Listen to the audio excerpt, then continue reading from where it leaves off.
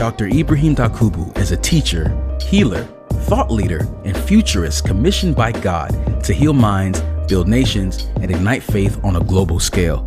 His life passion is to deliver people from the pain of ignorance.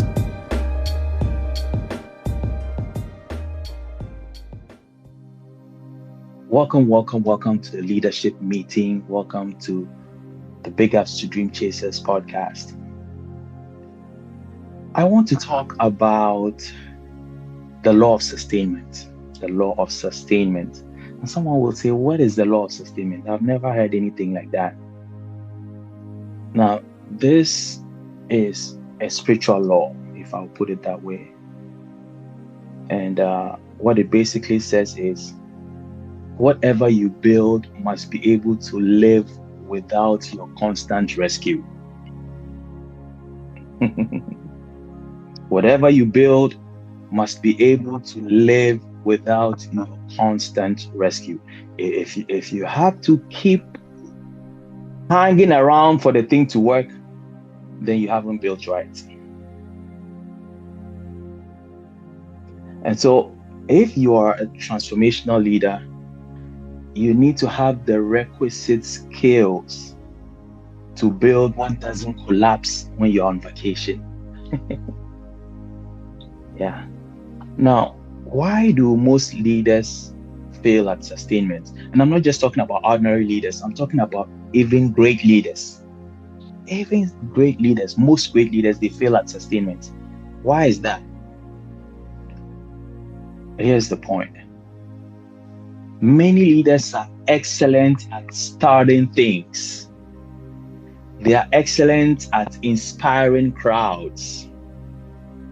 They are excellent at declaring new things, new seasons. But very few leaders are skilled at maintaining momentum.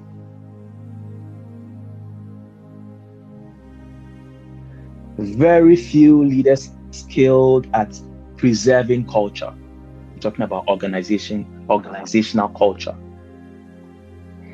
Very few leaders are good at outlasting enthusiasm. A lot of people get locked up in enthusiasm. As soon as they achieve something, they become complacent. That's what I mean by enthusiasm, mostly. Transformation without sustainment is just spiritual or organizational fireworks, as it were. It's beautiful, it's loud, but it's over in seconds. You don't want to build that kind of organization. Now, if your leadership only works when you're present, you're not leading. You're babysitting, more or less. You're just babysitting. And so, welcome to the topic once again, the law of sustainment. You know, in simple terms, what this is talking about is that vision is good, it's great. But vision only launches things. Discipline keeps things alive.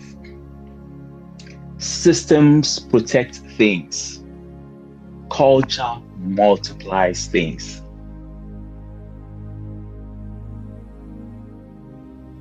And so sustainment is leadership that survives mood swings. Leadership that survives budget cuts. Leadership that survives critics. Leadership that survives haters and contenders. And leadership that survives even your occasional exhaustion. Because sometimes we get tired. We're not robots, we're humans.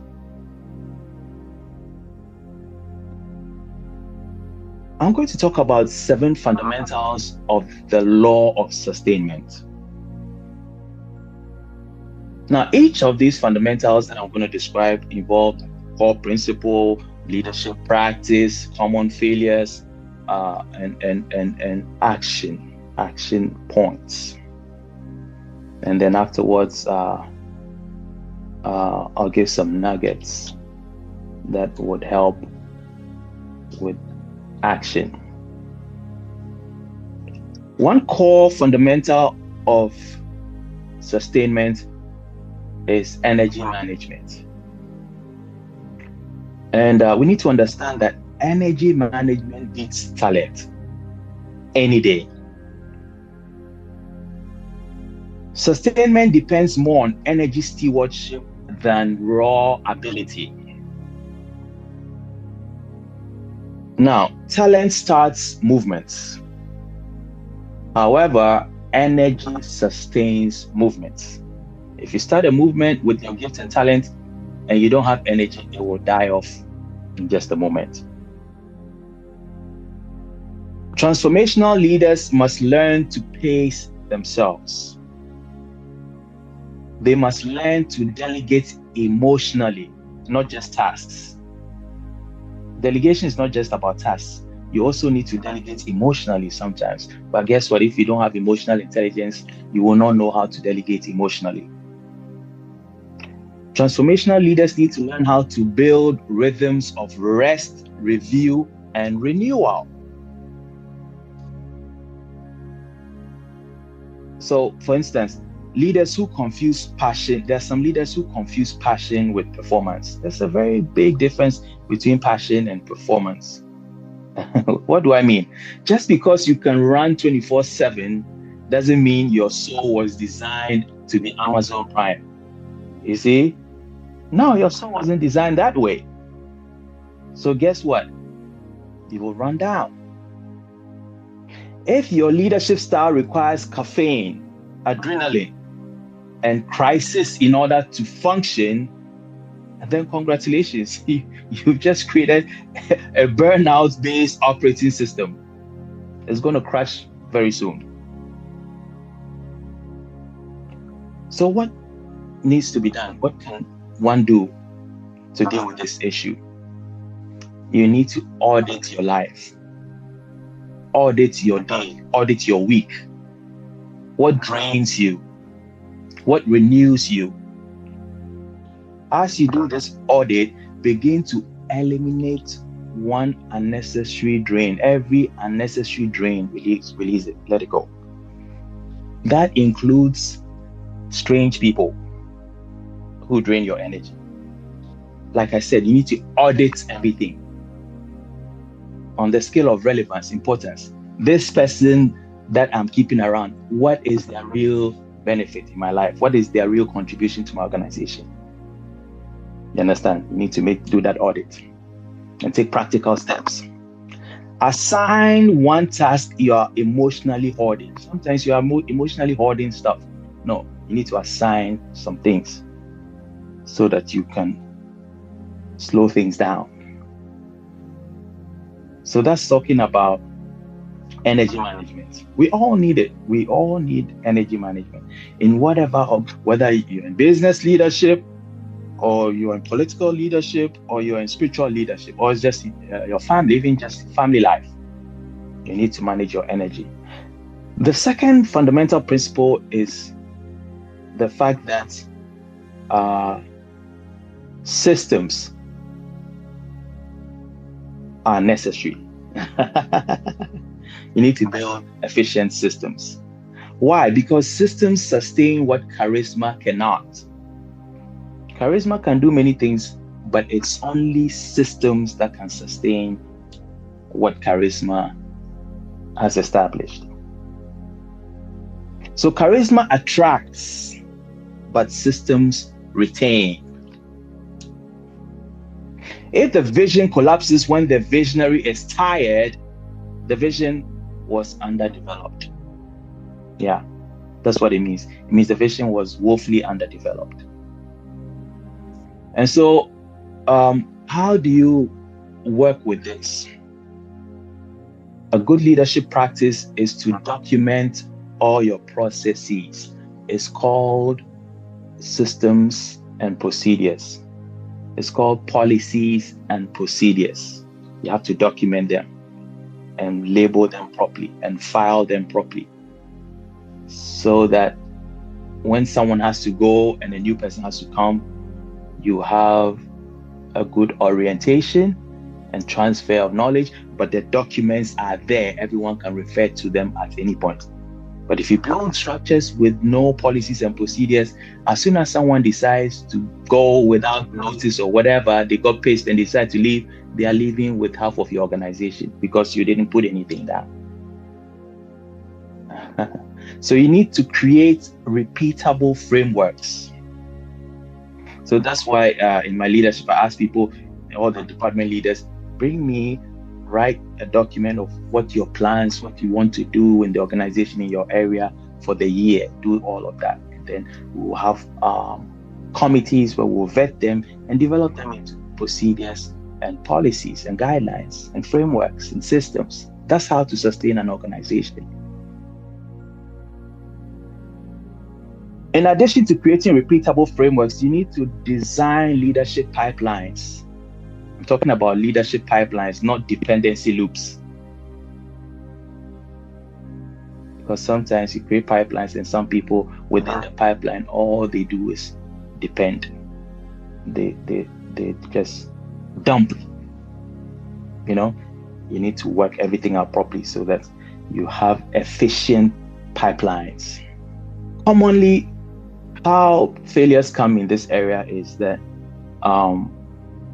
some leaders say something like, well, they just need to catch my heart. No. Why should they catch your heart? Tell them what it is. Of course, with time, they will catch your heart. They will catch your flow. For instance, most of my close leaders, they can understand where I'm going with whatever. So sometimes they can be preemptive. They can take action even before because they've now understood my thought processes and my workflow. When you hang out with people for a while, they get that, and especially if you're hanging out with people that are intelligent and people that are diligent, they'll be able to read you and understand your movements, such that if there's an emergency and you're not available, they can talk on your behalf because they know what you would have done in that situation. That's how you know you're building a strong organization that can outlast you, that can outlive you. That's why I really love Dr. John Maxwell's establishment. He has trained the people so much so that it doesn't matter whether he's there or he's not there, the whole thing will keep running because he's created strong frameworks. And that's why you can use his frameworks to train others because it is solid. You understand? Now, no, the people, they will not just catch your heart because that's not how it should work. They need clarity. They need structure. They need accountability. Now, if people keep asking you the same question every week, it's not necessarily because they are slow. It's because you are undocumented. You don't have structures. And so they are not abiding by structures. So this is a practical exercise that you need to do as a leader. You need to write down one recurring decision that you make, and the decision that you keep making. Turn it into a process and then train someone else to execute that process. That's how it becomes a policy. That's how it becomes a procedure. So we go to the third fundamental principle, which is about culture. Culture sustains what vision announces. And so the core principle here is that vision tells people where you're going, but culture tells them how to behave when you are not there. You understand? So even with my organization, sometimes, when we're doing stuff and a new person comes and they do something, everybody else kind of freezes and looks at them. Okay, of course, you don't know how this thing runs, how this place runs, things like that. Yeah, that's the culture. You have developed a culture. You didn't sit anybody down to say A, B, C, D, E, F, G, but based on how things have progressed and maturity and lessons and capacity and all of that, a culture is developed. Culture tells people how to behave when the leader is not there, so that they won't bring the name of the organization into ridicule or problems. So, you know, a person said it in a funny way like this: culture eats vision for breakfast and then asks for seconds. Yeah, culture is more powerful than vision. Basically, that's what we are saying here. Your vision has to develop into a culture in order to last. You see? Yes. And so,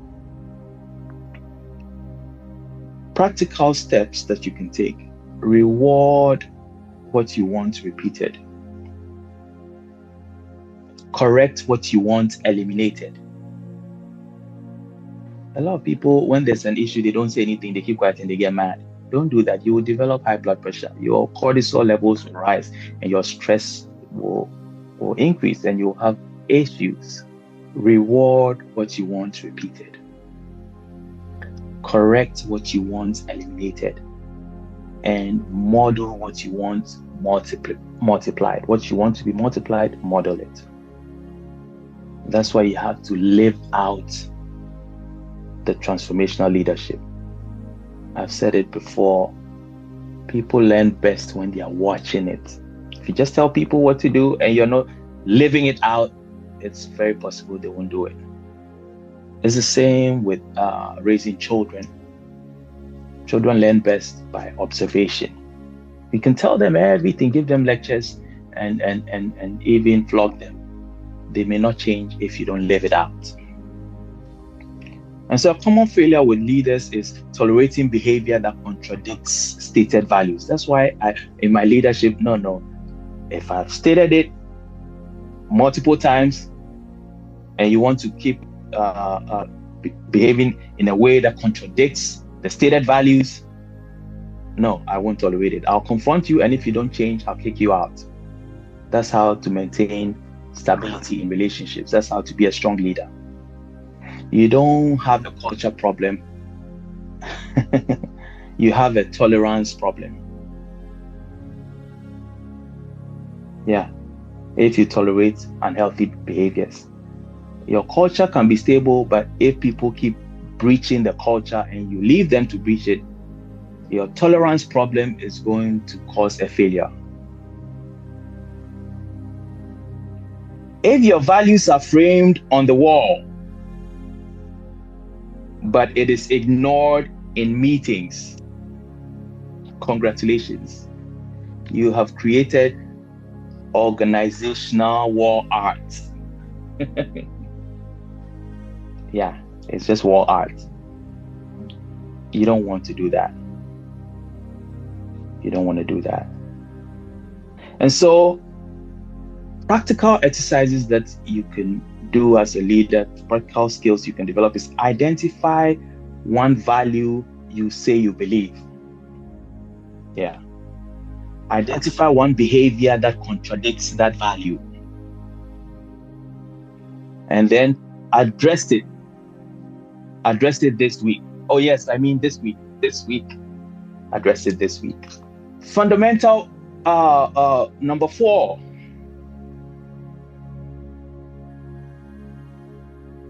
This is talking about ownership. You either transfer ownership or you lose momentum. What do I mean? What you don't release, you eventually resent. You need to empower decision making. You need to allow safe failure. People need to fail. Dr. John Maxwell wrote a book. He says failing forward. Because sometimes you need to fail to see the way forward. You need to fail to know the ways not to do a thing. So failure is not always bad. Sometimes we learn by failing. So you need to allow safe failure. You need to replace control with coaching. There are a lot of people, they are full of domination and control. You can't lead that way. You need to lead by love, by coaching. Micromanagement sometimes it's disguised as high standards. No, that's not what it is. If there's no love there, no matter how high the standard is, it's not going to work. You have to keep micromanaging, and micromanagement causes burnout. It causes rebellion. If you're the smartest person in every room, it kind of means you're leading incorrectly, or it means you're recruiting poorly. Yeah. And so in your organization, you don't just choose people because you want people around. No, you have to choose competent, qualified people who know an area better than you. Of course, if you're a born leader or you're a studied leader, you can lead every specialist. By God's grace, how I'm operating, how I've been trained, I can lead anybody, no matter how high they are, whatever specialty they are in. That's a special skill, you see. But that doesn't mean I know the technical details of their specific field more than them. No, that's their specific field. Some people may have lived their whole life doing one thing, so they are specialists in that thing. You see, so you have to get people who are specialists in their unique fields. But as a leader, you are secure in yourself, so you're not going to be insecure that they are specialists in their fields. And they also have to have capacity not to be insecure because you are their leader. And this is the problem with many people. They think because of their specialty, they can't be led. At the same time, they don't have the capacity to run an organization. But here's the thing, you can't eat your cake and still have it. It's got to be one way or the other. So a lot of gifted, talented people end up operating in pride and rebellion. And most of them suffer because they get kicked out of jobs and they say, nobody likes me. If you keep saying nobody likes you, you are the common denominator. It means there's something wrong with you. And so if you redo everyone's work, you're not a leader. You're a talented bottleneck. That's what it is. Practical steps that you can take to correct this if you have this issue. Choose one area you control tightly. You see, if you're a control freak. Define success clearly. And now step back and coach someone to do that task successfully. You understand? Coach instead of correcting.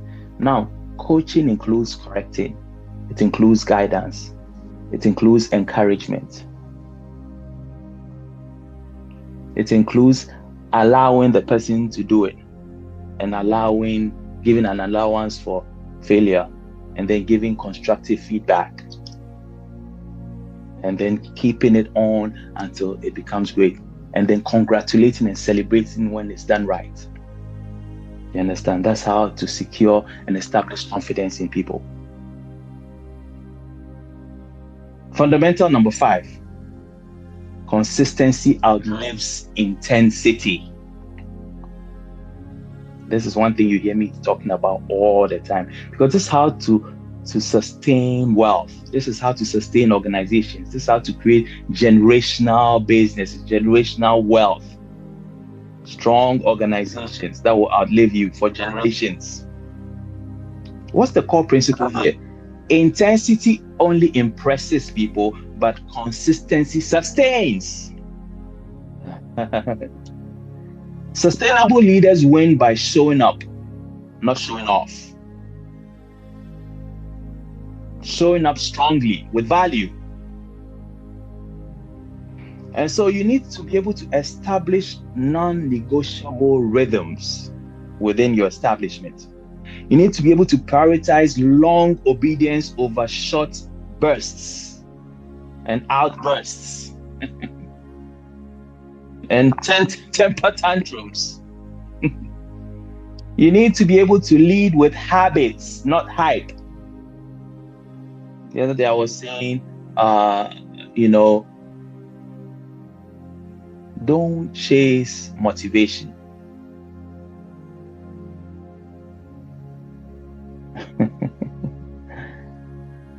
chase discipline. Yeah. If you want to be strong, you want to be confident, you need to be disciplined. You need to develop conviction, and you need to operate consistent action by consistent actionable principles. And discipline brings confidence. The reason why a lot of people are not confident is because they're afraid they'll be busted. When people are afraid they'll be busted because they lack the skills, they will be timid. Do you understand?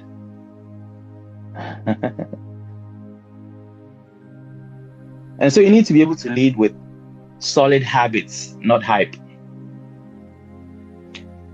Launching initiatives faster than they can be maintained is one common failure that makes people lose momentum. If you launch initiatives faster than they can be maintained, so you have to take time to build. In my organizational structure, in my building, how I build, I take my time. Because usually I would have seen the outcome already. So I now try to get materials that suit that outcome. If you don't get solid materials, the solid outcome you're looking at will only be a wishful thought. And in looking at that outcome, in selecting those ingredients, you cannot be weak. You cannot compromise. Why? Because you know what you're trying to build. You can't let anyone force you to adapt weak materials. No. You can't do that if you want to see that outcome that you have envisioned. And so if your organization has more initiatives than results, you're running a vision buffet and no one knows what to eat. You will not be effective. You won't produce anything. So this is talking about launching initiatives faster than can be maintained. Just because you can start 5 programs doesn't mean you should. You have to launch effectively. And so if your organization has more initiatives than results, you need to take your time. Practically, this is what you can do. List all your active initiatives. Now, eliminate or pause one of them, and then strengthen one that already works. Strengthen that one. Yes? Wonderful.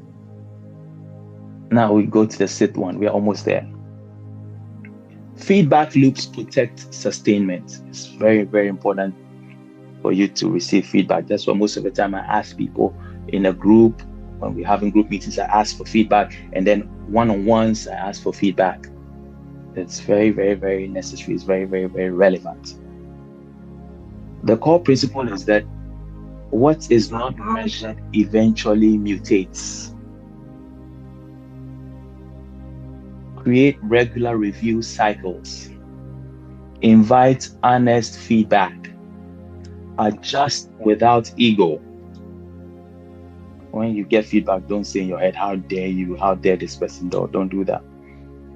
You need to be humble. Don't confuse authority with infallibility. The fact that you have authority doesn't mean you are infallible. You can also fall short. That's humility. You have to be humble enough to understand that you can also fall short, and adjust when you get constructive feedback. The moment leaders stop listening is the moment decline schedules its arrival. You'll begin to go down.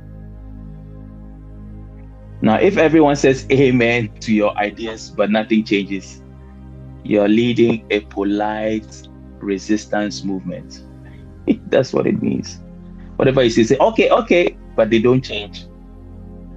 As a leader, you have to be very careful. So this is how I operate. If I keep telling you something, you keep saying okay, and you don't change, what I realize is that you have decided to operate in resistance. I don't want a resistance movement in my organization. So if I realize you won't change, it means you're not interested. Yeah, I take action. You need to take action. If you get evidence and you do nothing with evidence, your organization will crumble. It doesn't matter what the relationship is, whether it's your auntie, your uncle, your best friend, or whatever. It's either you want that relationship or you want the organization. You can't have both. Most organizations have been destroyed because of relatives, because of friends. It doesn't work that way. You have to be able to separate friendship from business. So no matter how much I love you, no matter how long I've known you, if you are in my organization, you're going to operate in a strange way, I'm going to kick you out. And so should you, if you want your organization to last. And so a practical thing you can do is ask 3 trusted people. Ask them questions like this. What's working? What's working in this thing? What's working? Ask them what's breaking? What is breaking? What is not working? And then ask them, what am I missing? In all of this, what am I missing? Just tell me, advise me. Because sometimes you, as a leader, you can have blind spots. And when they tell you these things, don't defend yourself. Don't defend. Just listen. Take the feedback and work with it. Final fundamental for sustainment. Build for succession, not survival. Sustainment is proven by what thrives after you step back. A leader's legacy is not presence. It's continuity. And so you need to develop future leaders early. You need to share authority intentionally. You need to celebrate when others surpass you. Commonly, this is how people feel. Because of the fear of becoming less needed. Now, this usually happens when people are insecure. They haven't yet been healed totally of rejection. So they are still operating in insecurity. So they are afraid of becoming irrelevant. Insecure leaders, they cling. Yeah, if you see a leader that's always clinging, what it simply means is they are insecure. Secure leaders multiply. They want to see more people like them. That's why I say all the time, if I have 2, 3, 4, 5 people like operating like me, I'll be very, very, very happy. It's called multiplication of influence. Now, if your organization can't function without you, that's not job security. That is organizational fragility. It means the thing can disappear in a second. So, practical exercise as a leader, identify one emerging leader. Give them responsibility and authority. Guide them, support them. Let them lead visibly.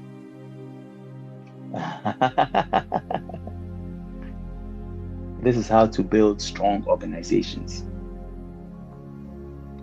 And so, as a leader, in a quarterly manner, you need to ask certain questions. Can this run without me? Yeah. Is the culture reinforcing the vision? Are systems clearer than personalities? Am I rested or I'm just surviving? Who is being prepared to replace me? If the answers make you uncomfortable, good.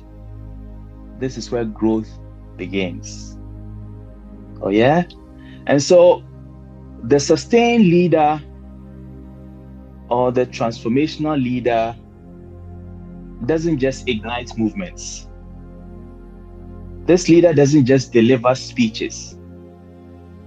This leader doesn't just cast vision.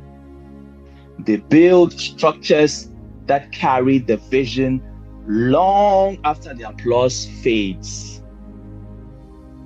And so true leadership is measured not by how powerfully you start, but by how faithfully what you started continues. So now I'll urge you to go and build something that doesn't need CPR every quarter.